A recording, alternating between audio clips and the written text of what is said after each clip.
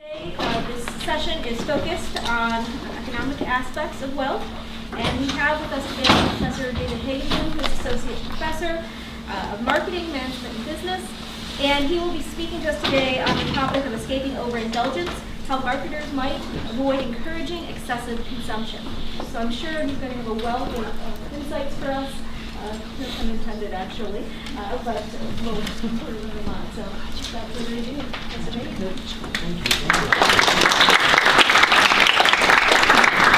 Either a wealth of knowledge or a wealth of consumption, one of the two. And thank you all for coming. I'm really appreciative of everyone taking time out of their afternoon. Especially Dr. Beach's class. Could those folks raise their hand? They're here against their will. So special shout out to them. They're required to come here. But others, I'm hopeful that some of you were here just because you wanted to be here. I have to tell you that I was thrilled when I got the notification that I would be able to participate in the Humanities Symposium.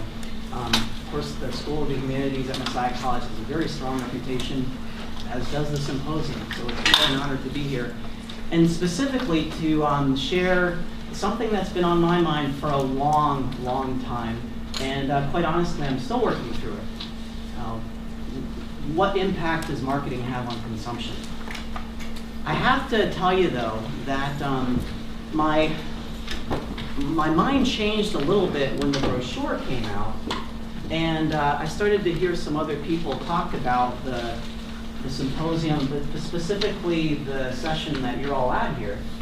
And here's some of the things that I overheard were along the lines of, what's happening with the Humanities Symposium?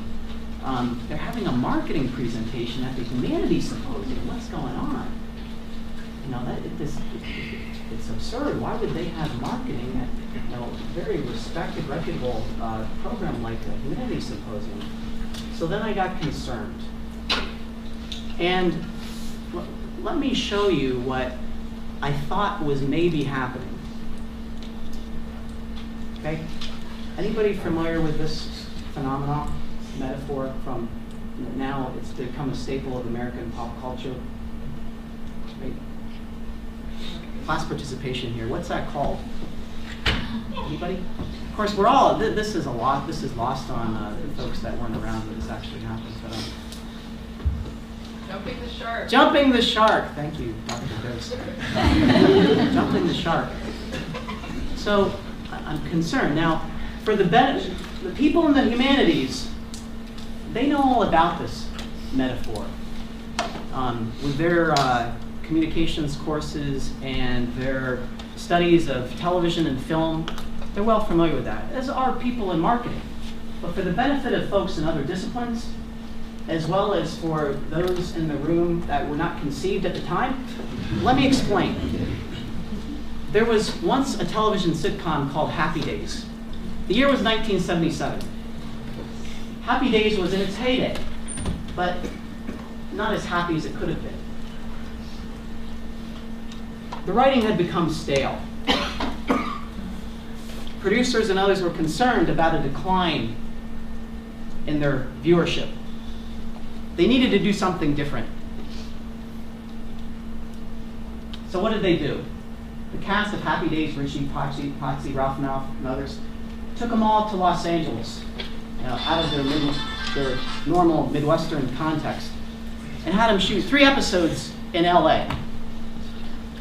The third of the episodes was about Henry Winkler, aka Arthur Fonzarelli, aka Fonzie, aka the Fonz, and him keeping his leather jacket on. He was a greaser from the 50s. Keeping his leather jacket on, but jumping a shark. So what was happening here? Well, Happy Days was, according to the pundits, resulting to a form of sensationalism, right? Gimmickry, to try to forestall decline in the program. Now, this is the backdrop, and what I'm thinking, is this happening with me being asked to speak for the Humanities Symposium? Right? So I talked with Gene Curry. Corey, I'm sorry, Gene Corey. And I said, Gene, I'm hearing these reports about, what is marketing doing here? I'm concerned. Is there anything wrong with the Humanities Symposium? Is there a problem with the School of the Humanities? And Gene reassures me, no, David, everything is fine. Right? We wanted your presentation here. This topic has a valuable contribution that it can make to our discussion of the place of wealth in our society. And the School of the Humanities is doing just fine. Everything is good. I said, phew, that's good to hear. That's good to hear. So the School of the Humanities is not jumping the shark. Not jumping the shark. Everybody clear on that? Not jumping the shark. However, this is an interesting metaphor, and I can't help but think, if the School of the Humanities were jumping the shark, which it's not jumping the shark, but if it were, who would the shark be? Well, I think it would be me. And of course, then that makes us wonder, who would the fawns be? Well, that'd have to be Pete Powers, dean of the school. So, but again, not jumping the shark. The Humanities is not jumping the shark. We're going to take a pause here so that they can edit out the last section from the videotape. Hi, I'm David Hagenberg. Welcome to the Humanities Symposium talk on overindulgence. One of the things you need to do when you're doing public speaking is to know your audience, which apparently I didn't do a very good job on what we just talked about. I used some of the audience, I suppose. But as I thought of this talk, and of course I'm used to speaking with folks that are all about marketing, whether they're business majors or specifically marketing majors, and we kind of just hit the ground running, assuming that everybody knows what marketing is. But I caught myself, as a matter of fact, just yesterday in a conversation that I had with a colleague, and I'm thinking, wait a minute, it probably is important to give some backdrop before we even start to talk about overindulgence. What's marketing, right? What's marketing? Now, I'm a visual type of a learner, so I like to come at things often with models. Let that squeeze a little bit on the projector. It's a little fuller figured on the actual screen. But this is a model of marketing. Now, you don't have to admit it, but those of you that haven't studied marketing before, you're probably thinking marketing, that's advertising or that's selling, and that's part of marketing. But one of the things we want to establish here at the beginning of our discussion, and I want this to be a discussion, I'm going to do a lot of the talking, but certainly at the end, if not in between, I'd like to hear your feedback on some of these ideas that I have. We need to establish what marketing is. Marketing is a process. And it's the process of bringing together a buyer and a seller, might be a producer and a consumer, and they both have goals. They both have goals or objectives. Now, from the consumer standpoint, and the nice thing about talking about marketing, and I always share this in my classes, we're all consumers. We can always appreciate marketing, if not from any other perspective, from the consumer's perspective. And we as consumers, we have needs of certain products that we want or we need, and we won't take the time to try to tease out the difference there right now. But those are the objectives of consumers. Marketers, on the other hand, right, whether they're an individual or part of an organization, they have objectives, things that they're wanting to accomplish. And marketers are often accomplishing objectives for profit or non-profit. You have marketing for both. So it could be ROI or net income or something along those lines if it's a for-profit company. But marketing is about bringing those parties together and doing something that I like to call facilitating mutually beneficial exchange. Which, to some of you that have never studied marketing before and have certain perceptions, it's like, that blows your mind. Right? How can marketing be wanting to do something that would be helpful to other people? But honestly, I'm not just making this up for the presentation, that's what marketing should be about. Now, admittedly, it doesn't always happen that way, unfortunately. But the tenets of the discipline say, the marketing concept says, you try to look for, identify the wants and needs of your target audience, and then find objectives that you can have as a firm, and then line those up. So it's not a win-lose proposition, it's a win-win situation. You're accomplishing what the consumer wants, and at the same time, you're meeting the needs of your organization. That's what marketing is fundamentally designed to accomplish.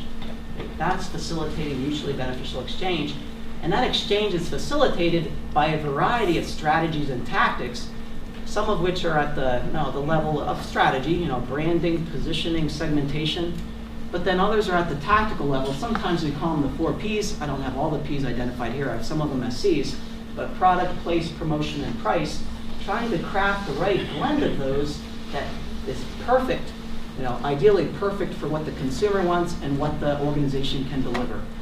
So an important backdrop to our discussion of overindulgence is, how does marketing contribute? Well, first of all, what is marketing and how does it contribute to this consumption overall before we even get to what overindulgence is? So let's keep going now. Examples of overindulgence. Okay? I'm going to hit you with my definition of overindulgence in a moment. I want to get you thinking. I want to get you thinking about what is overindulgence? How is it different from indulgence or just normal consumption? And I love examples. Do you like examples? They help me to hang on to things and to understand things often better than anything else. So I'm going to start off with some examples, and I want you to be thinking about, do these examples represent overindulgence? Okay? Now, we have to have a music background for these examples, so hopefully you're okay with a little bit of Mozart.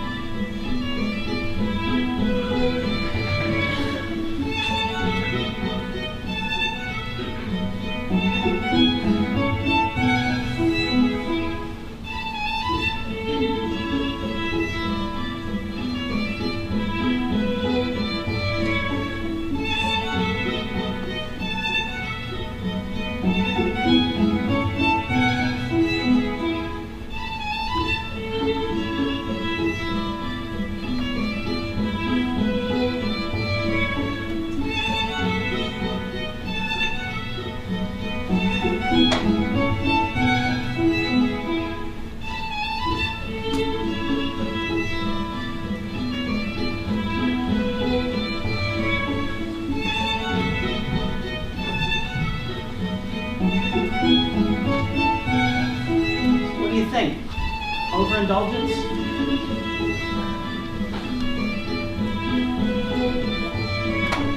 Saying not, yes?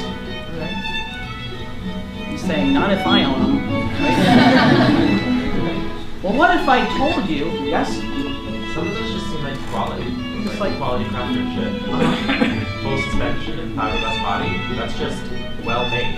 Okay. Just has some window treatments. That's a good thing to do. Not ostentatious. Yeah. Not ostentatious. Part of the features. Depends on what you're doing with it. Okay, good. That is a great comment to lead to this. Those descriptions actually aren't about these pictures. They're about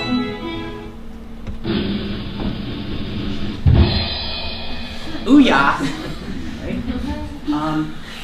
They're toys. Those descriptions were taken from the catalog of a well-known toy retailer, and they're actually about what you see there now. Okay? A kid-sized Mercedes has the rack and steering, the fiberglass body, the four-wheel disc brakes, and it would cost you a cool $15,000. Okay? La petite mansion, my French is, I don't really speak French, but small mansion, I guess, is what that is. That has a bay window, grand staircase, heating and air, recessed lighting, all the things you said there, and that would set a parent back $30,000 starting price. Is that overindulgence? Guys move fast on that answer. It's got us thinking at least, right? Yeah, got us thinking. What is overindulgence, okay? Now, disclaimer here, there are more questions in this presentation than there are answers. And this is the first of many to come, but that's part of what I think is important. We ask the questions and we talk about them. That's why I'm excited to have all these people here to get your takes on some of this. But there's been a lot that has been talked about already, under some of the headings that you see here, materialism, obsessive compulsion, hoarding, and the like. And certainly we could have a time just differentiating some of those or seeing the similarities between the terms. But we're not going to do that right now. Not going to do that. As a matter of fact, even if we did that, even if we really dug into the literature on that, you wouldn't see that much that really, in a systematic way, tried to identify the precise nature of the marketing influence. From my perspective, what I've seen, what I've heard, it tends to be more of a blanket indictment. Either, well, it's all marketing responsible for it, or the very opposite, like marketing's not the problem, it's the consumers that are doing it. What I would like to do at some point in my life, and not necessarily this afternoon, is try to nail it down a little more precisely than it has been before. Exactly, in what situations and circumstances could you reasonably attribute it to the marketer? And then when does it make more sense to say, okay, really it's not so much the marketer here, it's on the consumer. So that's the backdrop of really the whole presentation. So, but it all has to start with two more questions, pretty basic ones. What's overindulgence or overconsumption? And what do people overconsume? Okay.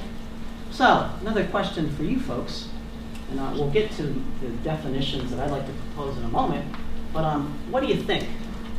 Which of these two people is guilty, when we use that term, of overindulging?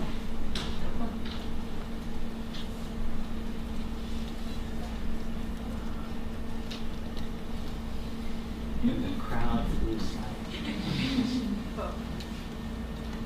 Great answer. I'd give you a fist bump, but I have to. Excellent, excellent. Why do you say that? Because the one on the left probably eats too much, but the one on the right works out a lot and possibly uses workout diets.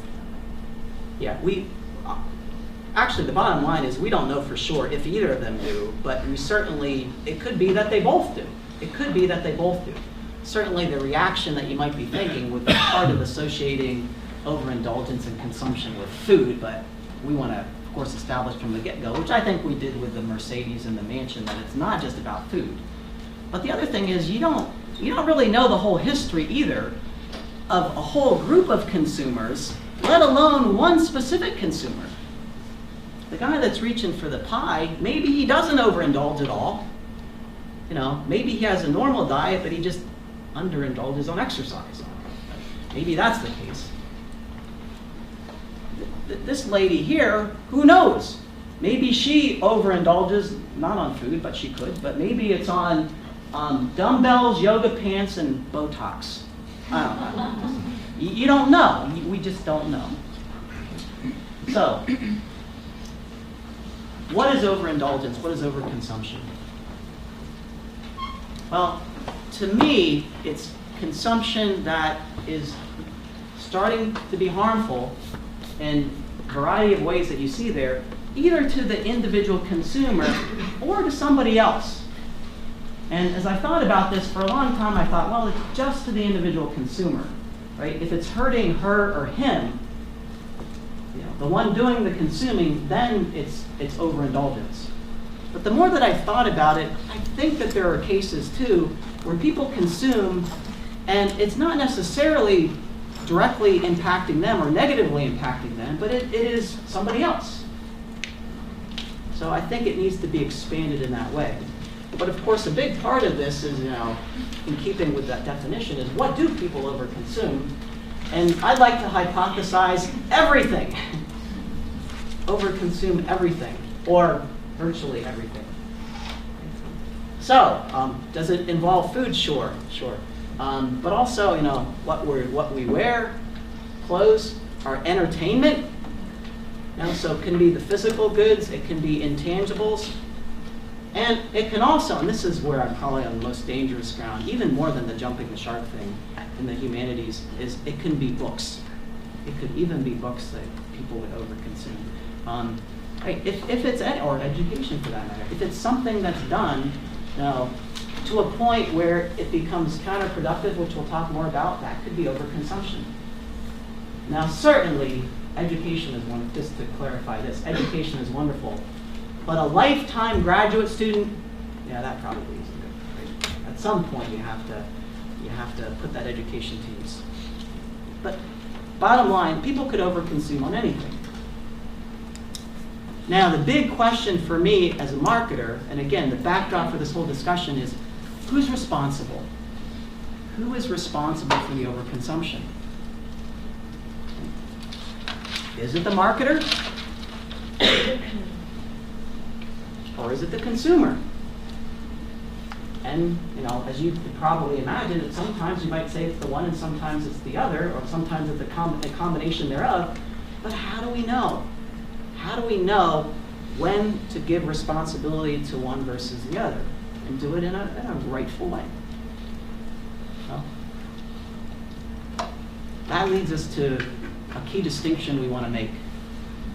And that is, it's different to overindulge versus encouraging somebody else to overindulge. Now that doesn't seem too complicated, does it? And it's not. It's not.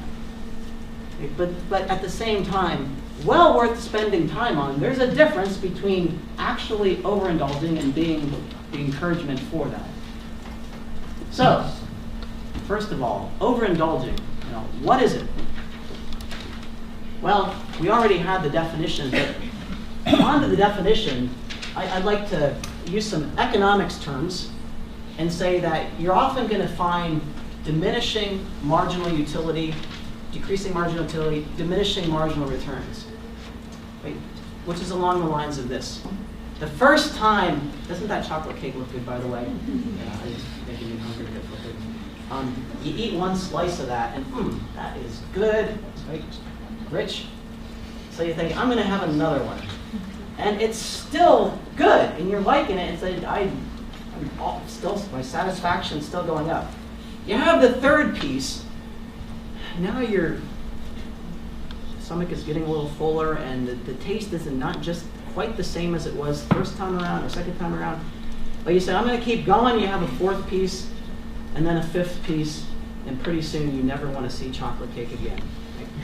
At some point there became diminishing marginal returns, diminishing or decreasing utility from that consumption. I think that's characteristic of overindulgence, when you get to the point of diminishing returns.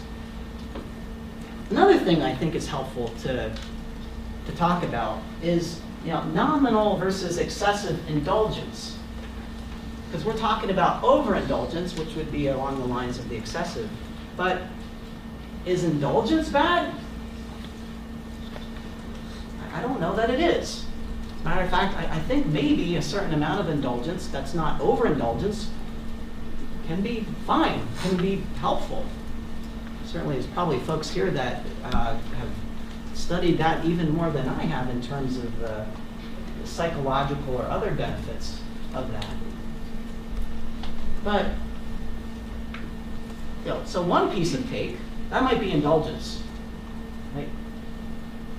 2 pieces of cake, well, it's your call, but you get up to a whole cake, most of us will probably call that overindulgence, particularly if it's at one sitting.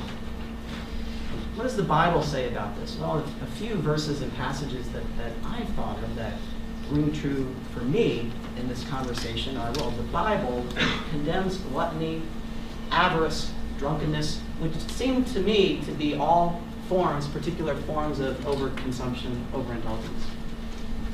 At the same time, and here this would be really interesting to get some feedback on in terms of the biblical position on indulgence. So I don't know, am I proof texting here by taking this passage out from John chapter 2, verses 1 through 11, which is about what? You take Bible classes here, right? Yeah, of course you do. Anybody want to? I can never remember the references either, so but I know this one because it's my presentation. You know what this is? Well, I'll give you a hint. Jesus' first miracle. Turn the water into wine, okay? Now, was wine an indulgence there? Well, you maybe make a case that it wasn't at all. That was part of, what they drank at the time. But this was a wedding banquet, right? Wedding banquet. Although it's interesting to note, the wine that Jesus turned it into, it wasn't just the lowly, unsophisticated stuff. It was the high-end stuff. Not that we would know how those would be different. But that was a joke. But maybe that was Jesus facilitating some indulgence, but not necessarily. I wouldn't say if it's Jesus, it was overindulgence, but perhaps indulgence. Okay. The flip side of things is the Bible, God, definitely demands self-control. A variety of passages, I think, reinforce that. Now, not the least of which is the last one at the bottom there, the passage from Galatians, right, through the Spirit. So, how does overindulgence then look over and against encouraging overindulgence? Well, the first bullet is axiomatic, but marketers market and consumers consume. Okay. Goes without saying. So you can never, although all marketers are consumers too, but in terms of a specific, consumption scenario, you always have to remember that, it's not the marketers isn't doing the consuming, it's the consumer that's consuming. And with that, you could also get into the idea of consumers' consent. Like, the gun to the head sort of a scenario. Well, that's not true. Consumers, in probably every case, virtually every case, they have free will. But at the same time, their informed consent, which we might want to call it, might be messed with a little bit. And that's what we want to dig into. There can be good and both bad encouragement. Right? Most of the time you think of encouragement, you think that's a positive thing. Right? It's good to encourage people. Although, what happens when you're in the classroom and your professor starts to tell those corny jokes, some of which you've heard this afternoon, and then, and you're laughing like that, and you wish you could elbow the person sitting next to you and say, don't encourage her, right? Don't encourage him or her. That would be bad encouragement, right? Encouraging somebody to do something that you wouldn't want them to do. Maybe a mild example of that. I think we have that from Scripture too, that it's good, of course, to encourage people to do the right thing, things that are beneficial to them. But at the same time, the Bible talks, Old and New Testament, just have a couple of New Testament ones there, of not causing people to stumble, using that term specifically, or things that infer that. You don't want to do something that encourages somebody else to sin or otherwise do what they should be doing, do something that's dishonoring to God. Okay? So this is the backdrop. Now we're really just getting into the good stuff.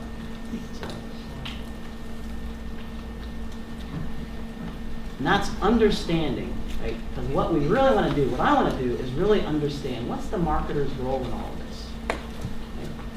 And I think one of the best ways to get at this role is through a metaphor, which is one that you may have heard before. It's called jumping the shark. No, I'm not going there. It's a little more sophisticated than that. It's multiple regression, which probably dangerous territory here, knowing some of the minds that are in the classroom that know far more about this than I do, but I know enough to be dangerous. And when I think of multiple regression, And what you have is, a dependent variable, right? Something that you're trying to predict that relies upon the values of other independent variables, or in this case we're calling them explanatory or predictor variables. Okay? And for multiple regression, here we have 1x, 2x, but that could go on to n. We could have like the longer and longer line of variables that are explaining the main phenomena that you're looking at. Right? So take, for instance, we'll take a sports example. Winning the Super Bowl. What would you say would be some variables that would predict, if you were able to develop an equation for it, that would predict winning the Super Bowl? What would be some of those factors? Season wins and losses. Seasons with, okay, yeah, just pure record. Okay. Anything else like the attributes of the team? Coaches. Coaches, yeah. However you would measure the coaching of the individual at the helm or others. Anything else? Team's health. Health of the team, yeah, injury-free, things like that. Anything else? Accurate kicker, defense, yards given up, all the. So I think what you start to get at is there's a lot of things, a lot of different independent variables that you put into this equation to predict the dependent variable of winning the Super Bowl. Right? One that I wouldn't put in there is being from Baltimore, but that's just me, Steelers fan. To me, that example rings true of what I often see when I've ever been done research and used multiple regression, but also for life too. More often than not, there's not one variable that everything hangs on to predict that dependent variable. There's often a variety of things, and sometimes their explanatory power of the dependent is really pretty small. But together they put together an explanation and have influence on the dependent.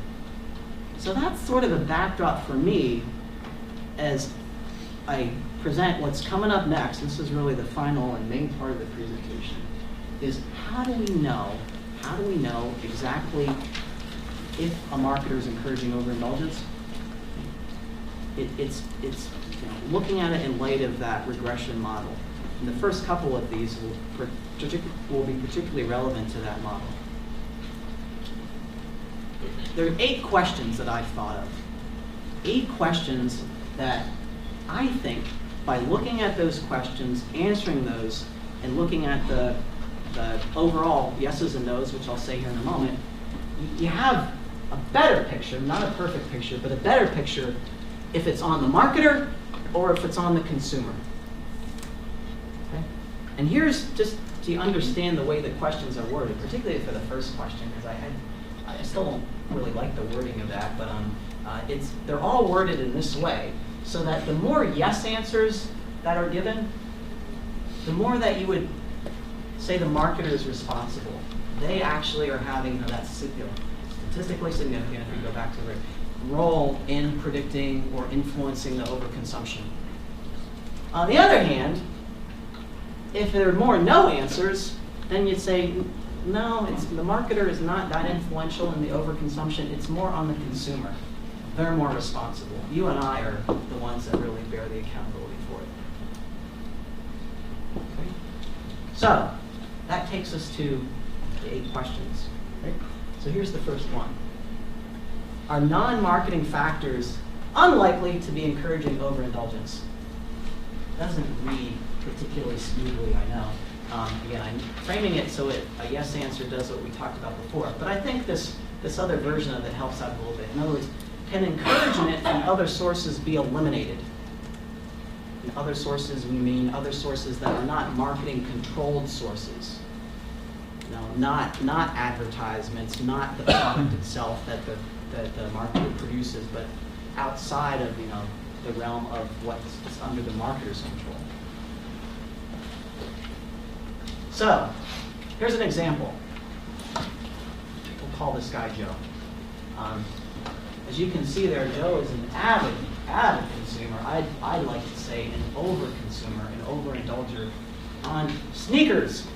And not just any sneaker. I think his closet there is stocked full of Nikes. Right? To the top and beyond. Okay? So, when you think of Joe and his overindulging, the first thing you're probably thinking of, that overindulging is probably influenced by who or what? By Nike, right? By Nike. Maybe the man himself. And you know, Nike ads and other things. But wait a minute. Wait a minute. Let's be circumspect, which is another theme of this presentation, right? Let's consider all possibilities here. Could there be other influences on his overindulgence, on Joe's overindulgence? Well, maybe it's some of his friends, right? Guys he plays ball with on the playground court or other friends in the neighborhood. Maybe they're, encouraging that in one way or another. They love to tour his closet, or he gets good feedback from that. Maybe if he's on a team, his coach has some role in that. Another social influence, right? We might call those guys on the bottom a reference group, a coach, perhaps an opinion leader, to use some of the more technical terms that are used in consumer behavior. And it might not end there either, because of course a good-looking guy like Joe has a girlfriend, and maybe she's also an encouragement in one way or another. We haven't seen her closet, but it's the same look, but all full of pumps. Is that a shoe that women wear? Guessing on that. So maybe she's encouraging it in one way or another. And, oh boy, hopefully nobody's on it right now. And that influence doesn't have to be in person, obviously, we all know that. It's just accentuated by social media. Right? So fuel the fire of the social influence, the non-marketing influence. Right? By what friends are saying on Facebook and what opinion leaders are tweeting and whatever. Okay. Second question. Right? So, and by the way, if we look back at these, I'll move back here for a second. You're going to see a variety of products, other than the first two we have the same example on. But otherwise, we'll see a variety of products. And for some of them, and I'm not keeping track, you can, but for some, you do this for a single product, you'd ask the 8 questions of all those 8 questions for a single product. We're moving around having different examples for all 8 questions, so it doesn't necessarily make sense to keep track of the score. And you're going to see some that, you or I might come out with for a yes, and other ones that would be a no. Second question, is the overindulgence widespread among members of the market? Let's go back to Joe. There he is, still with his shoes. And we also want to think about, okay, is this just Joe that this is happening with? Or is this behavior repeated among other consumers? And we find out that it's not just Joe. There's Josephine and Joey. They're also at the same thing. So you think, oh, boy, that looks like, and if that's the case, there'd be a yes answer, right? You'd say it's more on who? On the marketer, right? Right? And maybe it should be. However, again, in terms of being circumspect, I think, well, how does this factor into the overall consumption of Nike and the consumers? So this is a quick and dirty cut at that, but Nike has about 20% global market share for athletic shoes. What's the population of the world? Exactly to the person I wanted, roughly. 6 billion, a little higher than that. 7 billion, a little over 7 billion. Last time today I checked the population clock. So you do a rough cut at it, 20% of 7 billion is about 1.4 billion people. So you at least want to stop and ask this question. If there are a few billion, if not more people, now of course this is worldwide, so not different marketing promotion as well as product and distribution and pricing and all that being done around the world in different regions and countries. But if a lot of people are exposed to the same marketing influence, wouldn't you think that there would be a lot of people relatively speaking, that would also have the same behavior. Okay?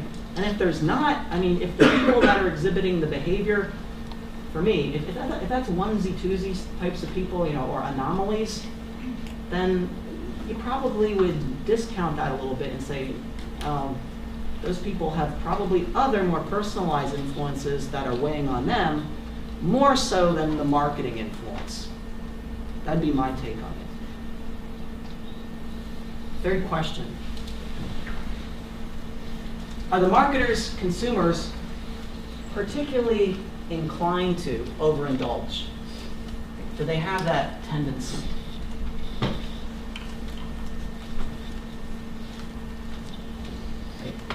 Young males and alcohol consumption.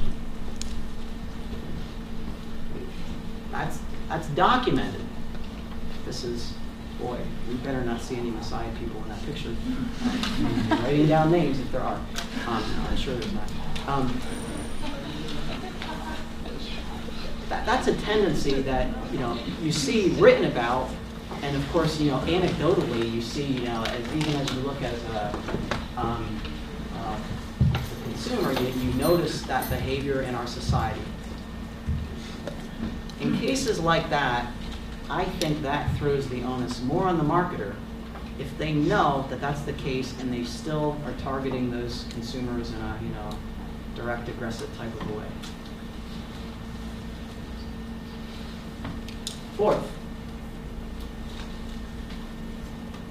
are the markets, consumers, especially susceptible to marketing influence?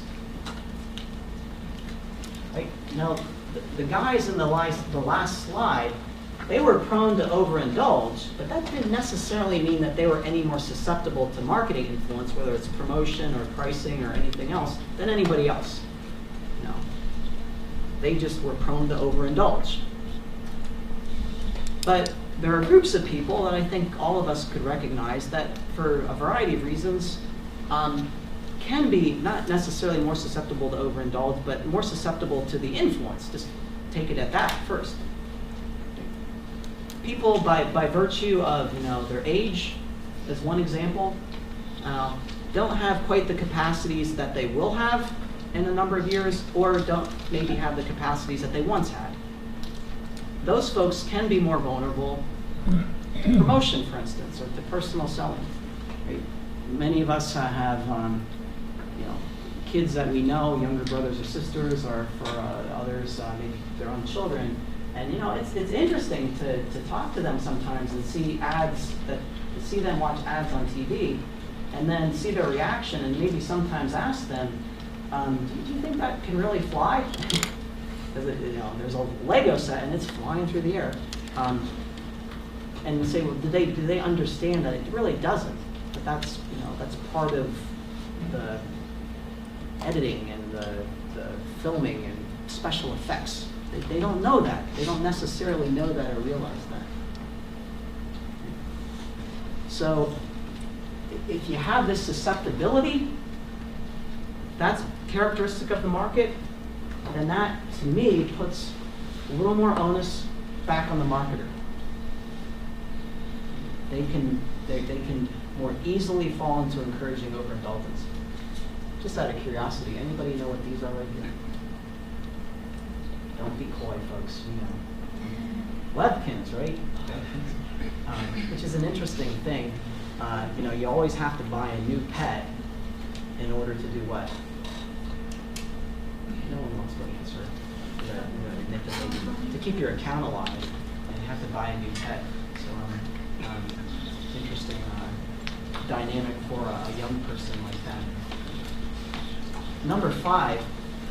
Do members of the target market have difficulty affording the product? If they do, then again, more onus on the marketer. And this is starting to get a little different than what we looked at before. Starting to even isolate very specific purchases, as opposed to more of the longitudinal look at the consumption. All right, so it could be any just given purchase. Do they have difficulty affording that? Right? So, boy, that's a huge TV. Actual size, I don't know, maybe it's a 50-inch TV or so. Would that be an overindulgence? It could be for a variety of reasons. Then again, it might not be for other reasons. But one of the reasons you might look at is what's the income level of the target market? Now, the target market is the main group of consumers with whom the marketer would like to try to encourage exchange. What does that target market look like in terms of their disposable income? Okay? Now, if it's somebody certainly pulling down 6 figures, you'd say, well, they have no problem affording that. They can do a lot better than that, buy many of those. What if we're talking about somebody that has a disposable income, $10,000, $12,000, $8,000? Now, can they afford that? Well, from I think what all of us would have a sense of what one of these would cost, that would be a huge amount of their yearly income. Probably not. Okay? Now, the thing that really, I think, is casts us in another light is when you look at where would they get that product. We're talking again about somebody with a lower income. You familiar with the rent-to-own industry? The place where you can pay $12,000 for a $200 refrigerator. What happens in the rent-to-own industry, and I shouldn't laugh about it. It's a really tragic thing, folks. And the target market to, I think most of us marketers who kind of evaluate their approach seems to be to lower income people, and not to purchase the products outright, but to, as the industry title goes, rent them so that they can own them.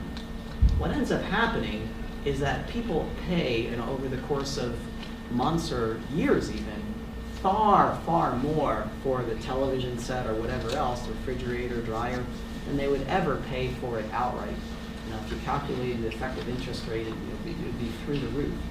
Not only that, but if the people at some point can no longer afford to pay for the products, for most of the rent-to-own industry, it means their contract is voided and the product goes right back to the retailer, to the rent-to-own. So they have nothing to show for it other than the viewing that they did over the time that they had it, nothing tangible to show for it. A case like that makes me want to put more of the onus on the marketer for what I think would be an overconsumption scenario based upon the price of the product and the person's income. That it's overindulgent in terms of not so much the item itself, but in terms of how affordable that item is to them, and the pain, the hurt that we talked about early on comes by virtue of, how can you afford to buy food or to other necessities when you have that kind of monthly expense, that big part of your disposable income, and you have that hanging over you that you have to keep making these payments. Not a good situation. 6th question. Does one-time consumption of the product represent overindulgence? Now, to a certain extent, the example that we just had could be that. But wait, there's more, right? Good marketing phrase there.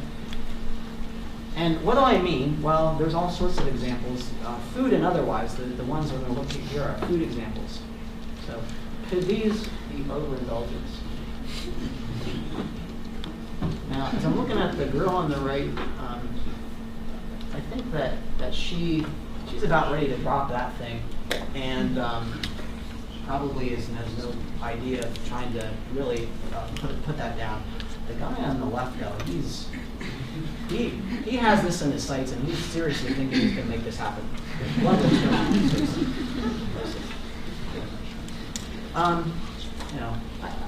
I think about that sometimes for meals in terms of just, of course, some of the things we're going to look at here in a moment. The composition of the food, fat and salt and otherwise, is it too much? Even just that one time, even if it's not repeated, just that one time, is it too much? Kind of an analogy for this is some of you are familiar with laws related to like sexual harassment, and when you look at that, there's 2 forms of sexual harassment. One is what's called a hostile environment, which means that it's not necessarily an atrocious sort of violation, but it's not good, But what makes it wrong is it happens repeatedly over a period of time. What we were talking about before up to now, by and large, was more of that hostile environment, if you want to, again, keep that analogy, meaning that the tragedy in it, the wrong in it, if it is there, comes by virtue of the repetition. And if the guy, again, more and more, one set of sneakers wasn't bad, but when he got up to 200 or whatever, then it's problematic, if not before. This case, we're talking more about not the hostile environment repeated. It's more of like that one egregious act where it's so bad that you only need to do it one time, and that's harassment, or in this case, it's overindulgence. Yahoo Health regularly provides us with the worst sandwiches in America, top 10 list. Here's probably not the most recent one even, but one of them. So Cheesecake Factory.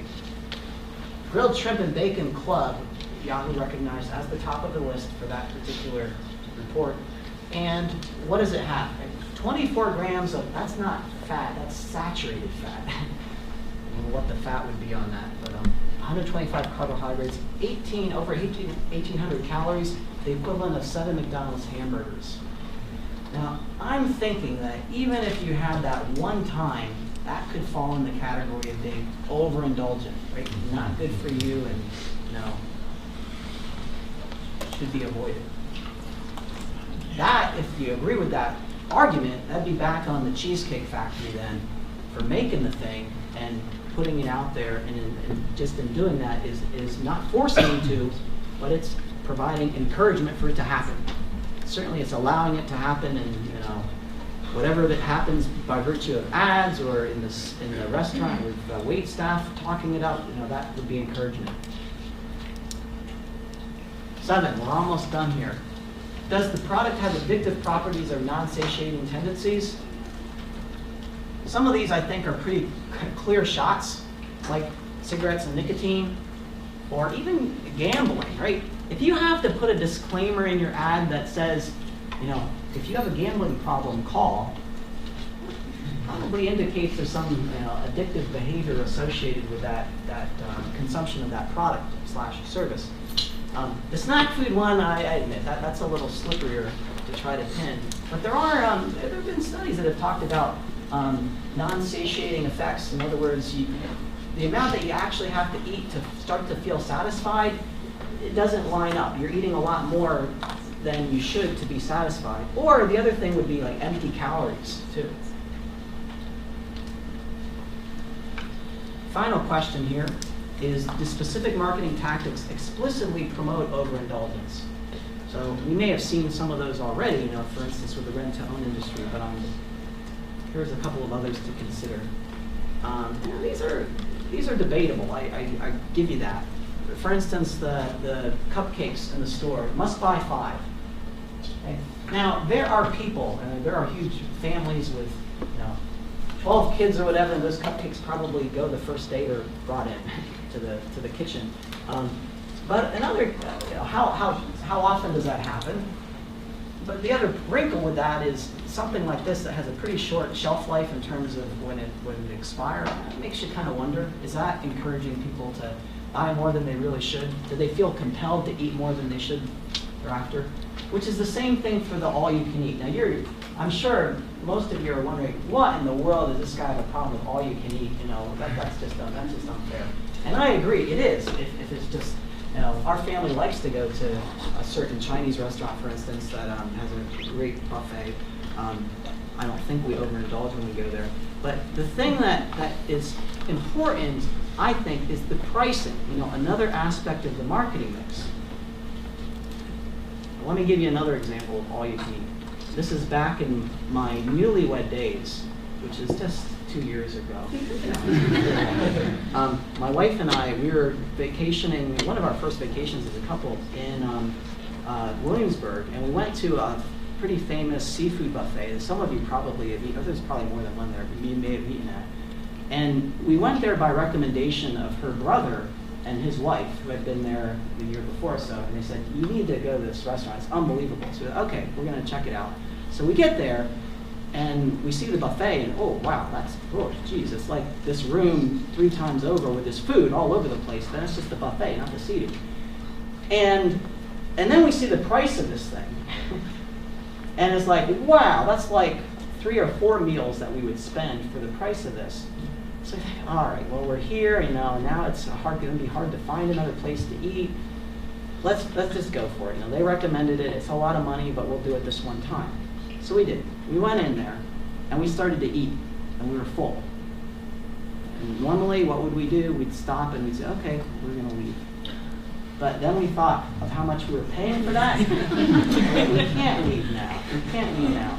So we hunkered down and loosened our belts by a notch or 2 or 3, and we kept eating and eating and eating. And finally, we staggered out of the place, and you guys may have experienced this as well. It's not, you think after this has happened, I'm never going to do it again. It's like your stomach hurts, and why in the world did I do that? I think that's a case where, arguably the marketing mix there is set to a level that it's encouraging people to do that.